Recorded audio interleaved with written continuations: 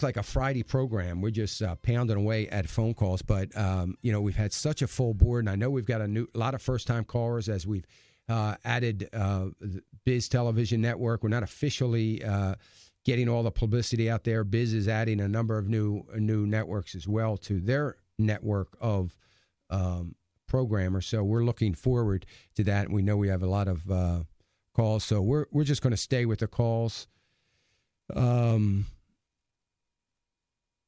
And that's it. Well, of course, tomorrow I will remind everybody, of course, that the job numbers come out tomorrow, private sector job numbers. Very, very important number, I guess. Starting to wonder if any of these numbers are important, but I guess it's important.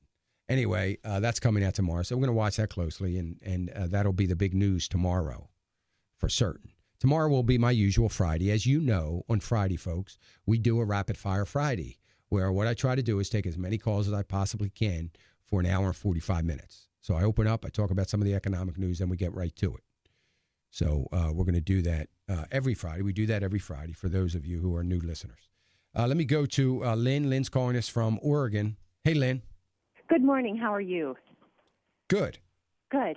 I have a question about purchasing a home that the balance of the loan would be owner financed. In other words, the seller would be financing it. Okay. And I'm wondering what you feel about that, if there are cautions, and if you can think of ways to craft that contract so that it could be beneficial down the road. I'm thinking of, for sure, no penalty for early payoff, but if there are other things to consider.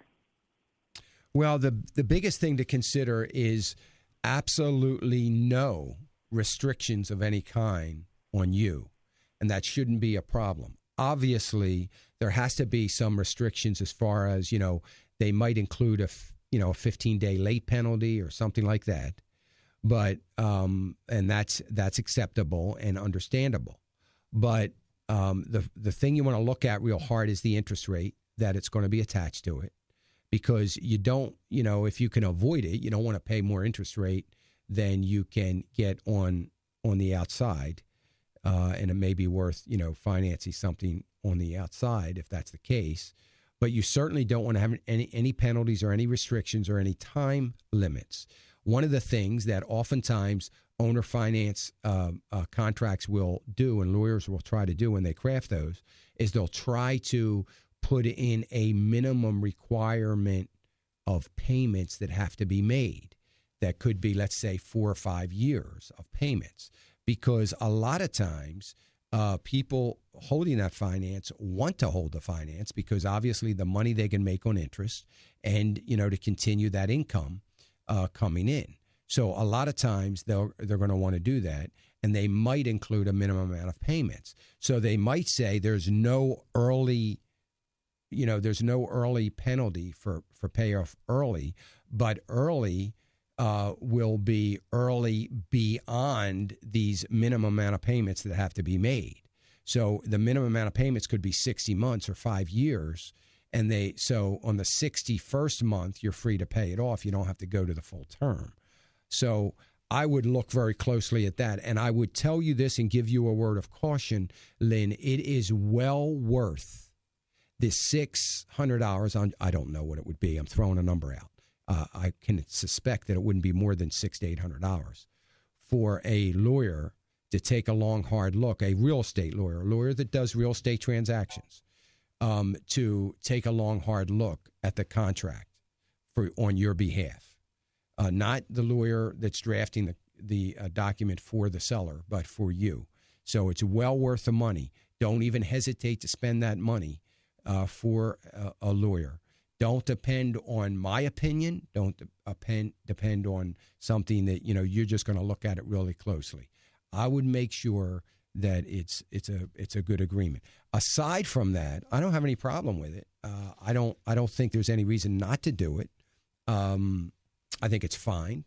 There's nothing wrong with that. The only reason I would have not to do it is if they're charging you, if you end up paying an 11% interest rate when you could get a 4.5% somewhere else. So obviously that would be an issue. But aside from that, I think it's fine.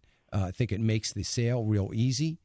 It can be beneficial to you on a couple of other fronts from a credit standpoint and those kinds of things. But I wouldn't hesitate to do something like that. The numbers look good. There is a broker involved, a real estate broker that they'll be paying the fees through. So I would have a broker who would be looking at the contract as well. Yeah, I wouldn't care about the broker looking at it, to tell you the truth. I would still want an attorney. I'm not saying anything against your broker. He or she may be brilliant and really understand these things, but I would have to have a level of comfort from a legal aspect. A broker is no more a lawyer than I am, and I would suggest that you really do that. I think it would be, as a matter of fact, I would elect not to even pay a broker anything or have a broker. I'd just be fine with getting a lawyer to look at the agreement. I mean, a broker's involved, obviously, because there's a sale going on here, in the house. So I understand that. But I would really want an attorney to look at it. And so it's worth a few $100s to do that. Interest rate would you say is reasonable to pay? Because they would think that they would be getting higher than what you can get at a bank or through a mortgage company. Yeah, I mean, I would say that if your credit is good, you're able to get the rate on, the mortgage on the outside, maybe your local community bank or some other lending institution with minimum settlement cost. To me, I would do it on the outside without any question. But I wouldn't pay any more than 1.5% above what you can get on the outside, which would, make it, 5.5% to 6%. That would be the absolute maximum. I wouldn't want to go any more than that. Okay. All right. Thank you so much. You're welcome, Lynn. Thanks for the call. I appreciate it. Let me go to Steve. Steve calling us from Arkansas. Hey, Steve. Hey, Dan. Thanks for taking my call. How you doing? Good. Okay, good. Try to make this quick for you. I'm in a couple gold stocks. Well, mainly one. Uh-huh. I guess you would call it a junior miner. And they have proven resources of over 3 million ounces. They have they're working on getting their permits to mine it if needed, or to get some, I think they call them suitors, to come in and possibly buy it out or whatever. The feasibility study is going to supposedly be going. The feasibility study report will come out towards the end of this year, and I hear about all the pullbacks you're talking about. Possibly when we don't know when. I know, of course, we don't know when it's going to happen, but I'm wondering if I should. I'm in it pretty good, and I want to stay in it. I'm wondering, I guess, basically what you think is going to happen with gold this year, next year, and on down the road. And if there's a pullback and whatever, what do you think will happen with gold? Some people say don't worry if you're in these gold stocks, even if there's a pullback. They should be fine. Nothing should happen. I think that pretty much covers what I wanted to ask you. Okay, good. Thanks, Steve. Here's the thing. I mean, gold is the pullbacks in the minor stocks. I disagree with the premise that, the stock will probably be okay even if there's a pullback in gold. Not only is that wrong, it's an impossibility, because when gold prices, so everything in a gold miner is based upon the cost to extract and refine an ounce of gold. I mean, that's what it's all about. So if the cost of the bullion is coming down and their cost to extract and all their costs involved stay the same, their margins get squeezed.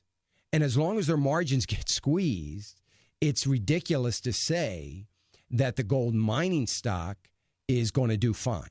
That it can't be. It's not going to be. It's never going to be. Now, you might have a company like Freeport-McMoRan, let's say, that is mining copper, gold, and other precious metals. So they've got a little bit of a diversification, and they've got a little bit of a better situation for them. But generally, when gold's going down, copper's going down, and so on and so forth. So either way, it's not going to be isolated or exempt from the price of whatever metal it is they're doing. It's just can't be.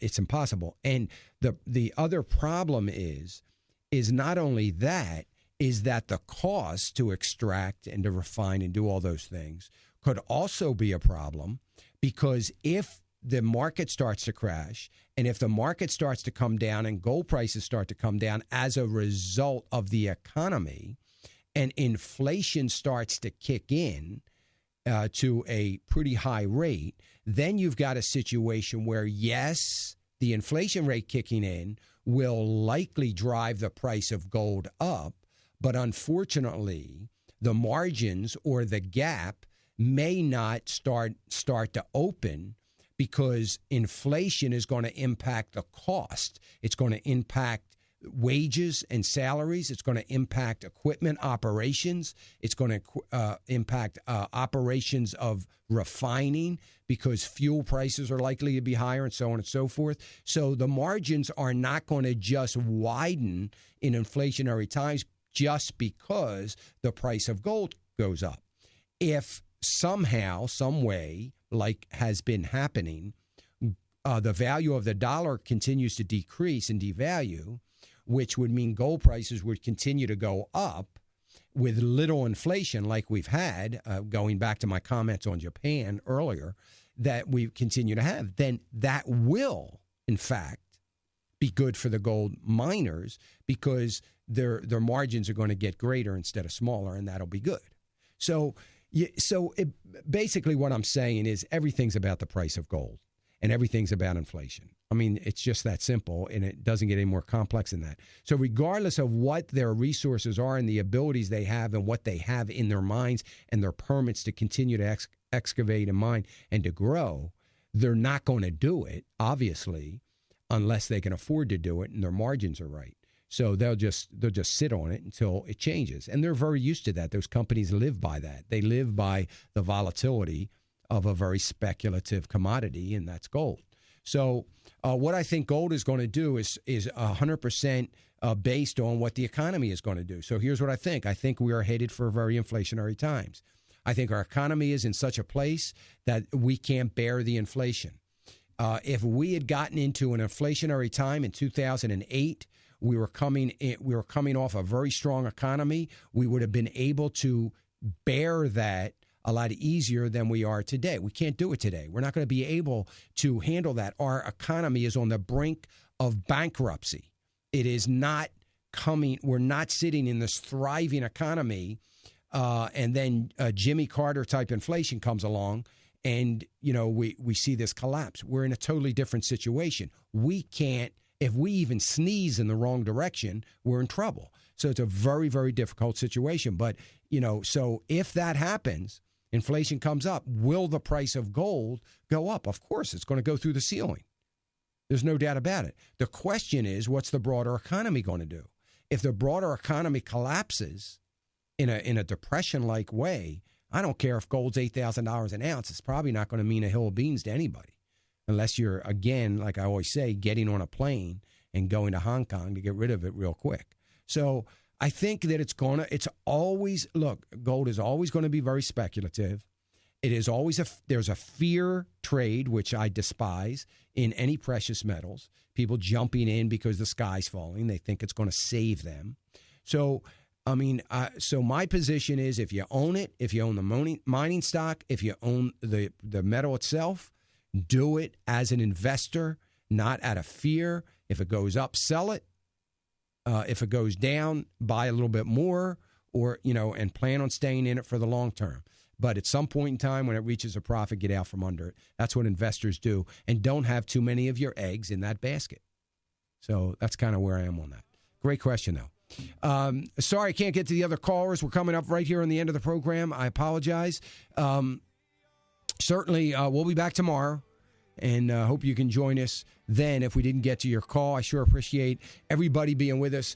And, folks, I want to thank Devin Patrick, our producer, for the great work he does, and sure appreciate him. And Emily Halder on video production, and such an important member of our production staff, Ann Reed, for the great work she does, not only on the phones, but so many other areas. And I sure appreciate Ann and for the great work she does. We have such an incredible, committed production staff that is just hanging in there and doing such a great job through the growing pains of the last year or so with financial issues and this ministry and all the things that we're doing. And I appreciate those folks so much.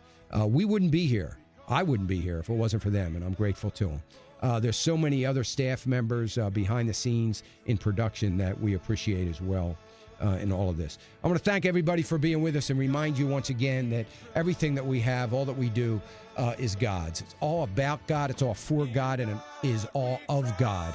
Let's stand before Him someday and be found a good and faithful steward of what He's given us. Have a great day. God bless.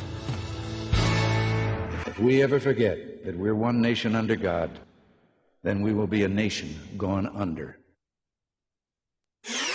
American Family Radio.